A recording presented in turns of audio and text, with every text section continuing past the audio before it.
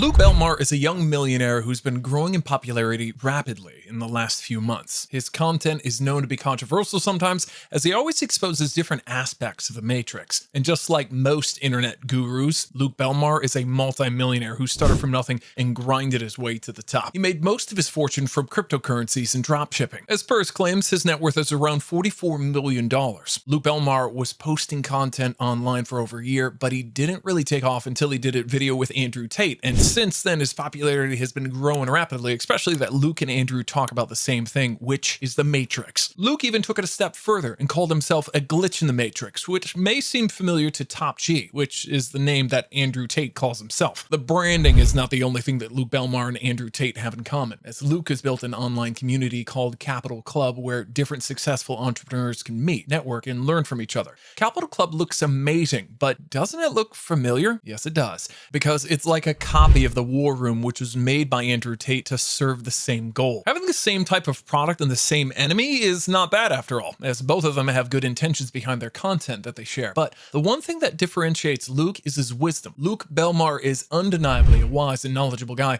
as he chooses wisely the words that he says and talks about any topic in depth. And when he talks about things like breakfast, Swiss banking, tap water, he talks about them with deep knowledge and not random pieces of information.